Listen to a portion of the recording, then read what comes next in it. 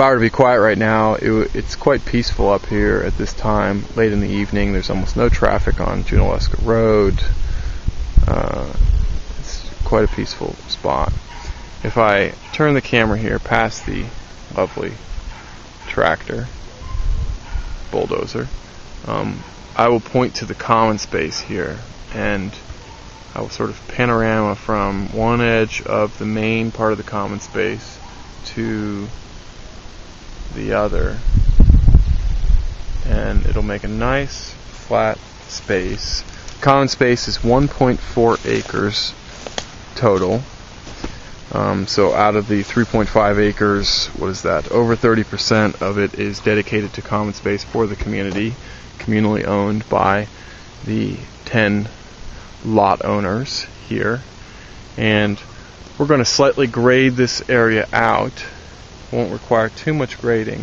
And we're going to make 2 terraces here. One flat terrace, which will have a flat field, probably white and red clover on it, creeping oregano, herbs like that don't require much mowing, but kind of look and feel like grass. And then second terrace underneath that, which will have a vegetable garden, or at least anticipated vegetable garden there, kind of where the camera is directed right now.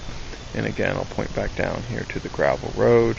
So the common space is framed on one side by the gravel road, on the other side by beautiful mature apple trees on the property, and some nice maple trees and cherry trees around the property. We have paid a permaculture designer to come through and create a permaculture design for the property, and that plan is in place and ready to be actualized. Here, as I turn the camera to the left, we'll see what I imagine to be probably the parking area on the back side of the house for lot 9. There's a couple of nice apple trees here, a couple of very large cherry trees, which any tree on the land that's over 6 inches in diameter, which is not within 5 foot of the building footprint, cannot be cut without consent of the community, as it will affect the community. And from here over to the creek, which is probably 60 feet in front of me, is common space, which at some point I imagine the community would want to develop this a little bit and really make the creek a feature, put benches over there, maybe a meditation platform, yoga platform, something like that. Here we take a good look at Robert Kampfer's house, which is the house that I suggested might be available. Robert's a very good fellow, and you see he's got some yard art here. And here's his house, which sits roughly 20 feet from a year-round bubbling spring, which you can't build like that anymore. But the consequence of that is that there are definitely some water issues with this house, and needs to be very nicely drained. Here I'm pointing to what is another part of the common space for the community. Again, right now completely wild and undeveloped, with the exception of a large apple tree here. This used to be a grove, and so there are a lot of mature apple, cherry, and I don't know if this was part of that, but miha, hawthorn trees, which apparently make extraordinary jam. Permaculture designer said that the mature apple trees and the miha trees were the defining characteristic of this land from a permaculture perspective.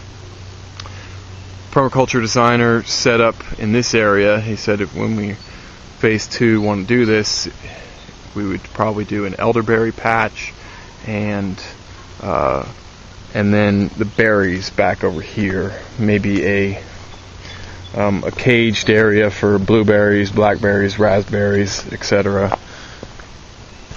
Now I'm walking along the top edge of the common space, looking at some fencing material here, which will create actually a fence at the bottom of the property next to the white house there. and take a look up at the Tate residence, which is on lot 3, and then panorama down to a top view of the common space here. And again, we anticipate grading this out a little bit to make it a very pleasant flat play area, big enough for volleyball games and picnics and so forth. And I anticipate in this area right here building a picnic shelter at the back edge of the flat part of the common space. And then as I walk down here into the center of the common space, it's got a wonderful view of the mountains right there. A couple of those cherries are going to have to go in the creation of the road, and a great view of Grandfather from here. So all of the houses in development were designed to have both access to the common space and private space, which allows them to have kind of the public-private divide, both the private space for themselves and then but adjoining a common public area. At the bottom of this common space here at the top of the road, there will be a mailbox which will service lots 9, 7, 8, 6, 5, and 4. So a common mailbox area, so everyone needs to walk to come get their mail. And I'm going to panorama back. Everything you can see right now is common space. And again, we look back up at the Tate residence, and you see there a beautiful stone retaining wall that is actually a rain garden. This development, 100% of the stormwater requirements are serviced by bioretention areas.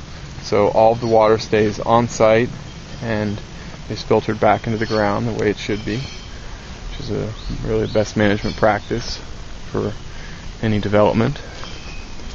At the bottom of the development there are 4 bioretention ponds, which will be built as the road is built down there. I'm walking now up onto lot 2 from the common space.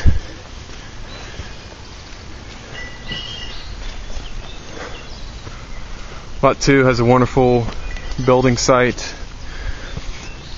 gently sloped for a nice earth-bermed basement. It's got a terrific view to the southwest. Every lot in the development has full southern exposure for a passive solar designed house. And you can see that I'm out of breath because this development has some elevation to it for sure. I'm going to zoom in on the view of Grandfather from